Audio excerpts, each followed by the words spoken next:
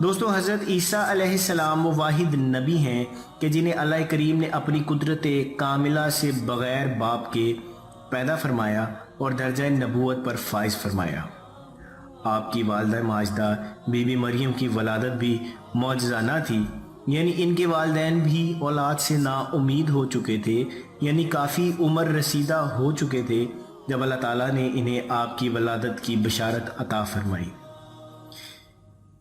Be be مریم کی عبادت گزاری کے بارے میں تو آپ جان چکے ہیں، اور پارسائی کی ہر طرف گویا دھوم مچی ہوئی تھی۔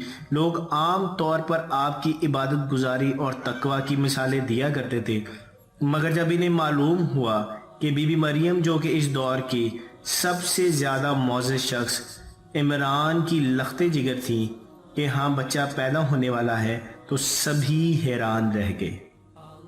صاف ظاہر ہے کہ کسی بھی راہبہ کے ہاں بھلا کس طرح بچہ پیدا ہو سکتا ہے۔ بی بی مریم کو ان کی والدہ نے بیت المقدس کی خدمت گزاری کے لیے تاحیات وقف کر دیا تھا، چنانچہ ان کی تو شادی بھی نہیں ہو سکتی تھی۔ چنانچہ جو لوگ آپ کی مثالیں دیا کرتے تھے وہی اپنی انگلیاں دانتوں تلے دبائے بیٹھے تھے، اور جنہیں مثالیں دی جاتی تھیں وہ الگ خوشیاں منا رہے تھے کہ اسی لڑکی نے انہیں شرمندگی سے دوچار کر رکھا تھا کہ جب دیکھو اسی کی عبادت گزاری اور پارسائی کے قصے سننے کو ملتے تھے۔ بلا شبہ یہ کوئی معمولی بات نہ تھی کہ بیت المقدس کے لیے وقف شدہ لڑکی ماں بن جائے، اسی لیے بی بی مریم بیت المقدس سے نکل کر مشرق کے جانب ایک مکان میں فروکش ہو گئیں اور لوگوں سے الگ تھلگ رہنے لگیں۔ یقینی بات ہے کہ یہ صورتحال خود ان کے لیے بھی پرسکون نہ رہی ہوگی، اور وہ ضرور سوچتی ہوں گی کہ آخر یہ سب کیا ہو رہا ہے۔ یوں تو اللہ تعالیٰ کی قدرت کے سبھی قائل ہوتے ہیں، مگر جب کسی کی عزت داؤ پر لگی ہو تو باتیں بنانے والے باتیں بنانے سے قطعاً باز نہیں آتے۔ جب بی بی مریم کو حمل ہو گیا تو آپ پر اضطرابی کیفیت طاری ہو گئی۔ آپ اپنے اس الگ تھلگ گھر سے بھی نکل پڑی اور بہتان ترازیوں سے بچنے کے لیے یروشلم یعنی بیت المقدس سے تقریباً 9 میل کے فاصلے پر کوہ صراط سعیر کے ایک ٹیلہ پر تشریف لے گئیں، اور اس مقام کو اب بیت اللحم کہا جاتا ہے۔ ابھی چند روز ہی آپ نے یہاں گزارے ہوں گے کہ آپ کو درد ذہ شروع ہو گیا۔ آپ نہایت ہی بے قراری کے عالم میں ادھر ادھر دیکھنے لگیں۔ اسی پریشانی میں بے اختیار آپ کے منہ سے نکلا کہ اے کاش میں اس سے پہلے مر گئی ہوتی اور لوگوں نے مجھے فراموش کر دیا ہوتا، یعنی اس بدنامی سے تو بہتر تھا کہ میں اس بدنامی سے پہلے ہی مر جاتی، جیسا کہ اللہ تعالیٰ نے سورہ مریم کی آیات میں ارشاد فرمایا۔ پھر اس یعنی مریم کو ہونے والے فرزند کا حمل ٹھہر گیا، اور وہ اپنی حالت چھپانے کے لیے لوگوں سے الگ ہو کر دور چلی گئی۔ پھر اسے درد ذہ کھجور کے ایک درخت کے نیچے لے گیا، وہ اس کے تنے کے سہارے بیٹھ گئی، اور اس نے اس بے قراری میں کہا کہ اے کاش کہ میں اس سے پہلے مر چکی ہوتی، میری ہستی کو لوگ بھول بھال گئے ہوتے۔ اسی وقت فرشتے نے اس سے نیچے سے پکارا، غمگین نہ ہو، تیرے رب نے تیرے نشیب میں ایک نہر جاری فرما دی ہے، اور تو کھجور کا تنا پکڑ کر اپنی طرف ہلا، تازہ اور پکے ہوئے پھلوں کے خوشے تجھ پر گریں گے، کھا پی اور اپنی آنکھیں ٹھنڈی کر۔ پھر اگر کوئی تجھے نظر نہ آئے تو اشارے سے کہہ دینا کہ میں رحمان کے حضور روزہ کی منت مان رکھی ہے، میں آج کسی سے بات نہ کروں گی۔ پھر جب لڑکا پیدا ہو گیا تو وہ لڑکے کو لے کر اپنی قوم کے پاس چلی آئی۔ لڑکا اس کی گود میں تھا، لوگ دیکھتے ہی بول اٹھے کہ اے مریم تو نے یہ عجیب بات کر دکھائی۔ اس پر مریم نے اپنے بیٹے کی طرف اشارہ کیا کہ یہ تمہیں بتائے گا کہ حقیقت کیا ہے۔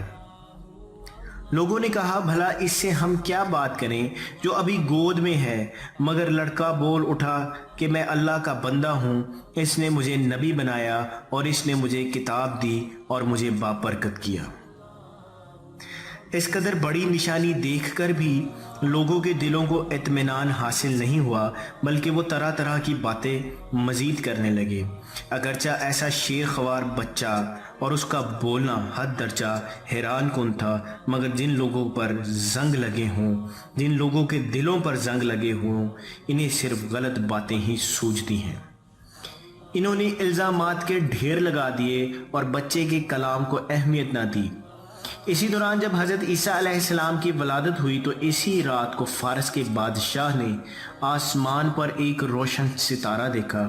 بادشاہ نے اپنے درباری نجومیوں سے اس کے متعلق پوچھا تو انہوں نے بتایا کہ اس ستارے کا طلوع ہونا کسی عظیم الشان ہستی کی ولادت کی اطلاع دیتا ہے جو کہ ملک شام میں پیدا ہوئی ہے۔ تب بادشاہ نے خوشبوؤں کے عمدہ تحفے دے کر ایک وفد ملک شام کی طرف روانہ کیا کہ وہ اس نومولود کے بارے میں حالات و واقعات معلوم کریں۔ وفد جب شام پہنچا تو اس نے پوچھ گچھ شروع کی تو یہودیوں نے کہا، ہمیں اس نومولود کے بارے میں کچھ بتاؤ جو کہ مستقبل میں روحانیت کا بادشاہ ہوگا۔ یہود نے اس وفد کے لوگوں سے جب یہ باتیں سنی تو اپنے بادشاہ ہیروڈس کو مطلع کیا کہ بادشاہ دربار میں بلا کر ان سے ملاقات کرے اور ان کی زبانی یہ باتیں سنیں۔ بادشاہ نے وفد کو دربار میں بلا کر ملاقات کی اور ان کی زبانی یہ باتیں سن کر حد درجہ گھبرا گیا، مگر اس نے وفد کو اجازت دے دی کہ وہ اس بچے کو اور اس کی ماں کو مل سکتے ہیں۔ وفد جب بی بی مریم کی خدمت میں پہنچا تو حضرت عیسیٰ علیہ السلام کو دیکھ کر پہلے تو اپنے رواج کے مطابق انہیں سجدہ کیا اور مختلف قسم کی خوشبوات کو آپ پر سے نثار کیا اور چند روز وہیں قیام کیا۔ اس دوران وفد کے بعض لوگ آپ کے پاس آئے اور لوگوں کو خواب میں آیا کہ ہیروڈس اس بچے کا شدید دشمن ہے، اسی لیے اب تم لوگ واپس فارس کی طرف لوٹ جاؤ۔ صبح جب ہوئی تو وفد ایک مرتبہ پھر بی بی مریم کے پاس حاضر ہوا اور ان سے کہا کہ بادشاہ اس بچے کا جانی دشمن ہے، اس لیے بہتر ہے کہ آپ کسی محفوظ مقام پر تشریف لے جائیں۔ اس مشورے کے بعد بی بی مریم آپ کو لے کر مصر میں اپنے عزیزوں کے پاس چلی گئیں، پھر وہاں سے آپ ناصرہ چلی گئیں اور جب حضرت عیسیٰ علیہ السلام کی عمر مبارک 13 برس کے قریب ہوئی تو ان کو ساتھ لے کر بیت المقدس چلی گئیں۔ حضرت عیسیٰ علیہ السلام کے بچپن کے واقعات اور حالات زندگی بھی انتہائی غیر معمولی نوعیت کے تھے۔ ہر روز نت نئے ایسے واقعات رونما ہوتے کہ دیکھنے والے دنگ رہ جاتے۔ آپ انتہائی خاموش طبع اور شرمیلے تھے اور کم ہی لوگوں میں کھلتے ملتے تھے۔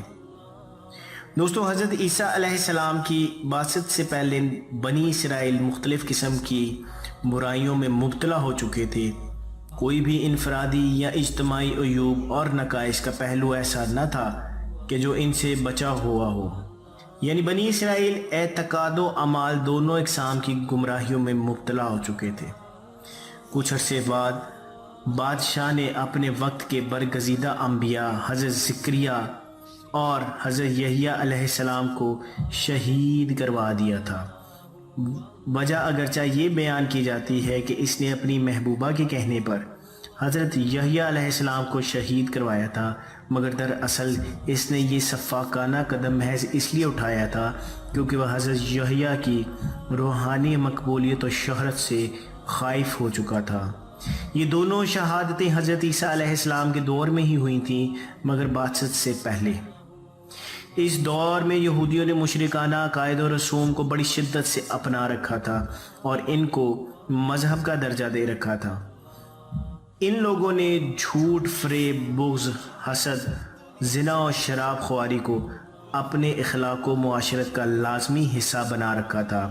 ان بد اعمالیوں پر نادم ہونا تو درکنار وہ فخر کا اظہار کیا کرتے تھے۔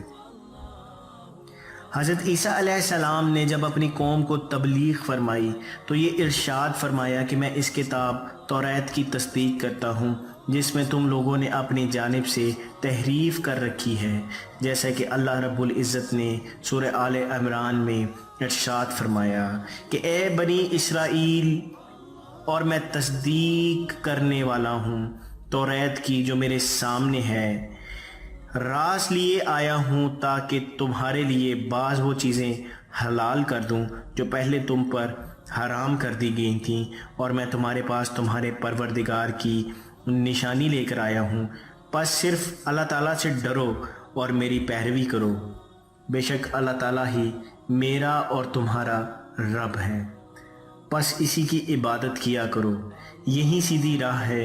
پس جب حضرت عیسیٰ علیہ السلام نے ان سے کفر محسوس کیا تو فرمایا کہ اللہ تعالیٰ کے لیے کون میرا مددگار ہے؟ تو آپ کے حواریوں نے جواب دیا کہ ہم ہیں اللہ تعالیٰ کے دین کے مددگار۔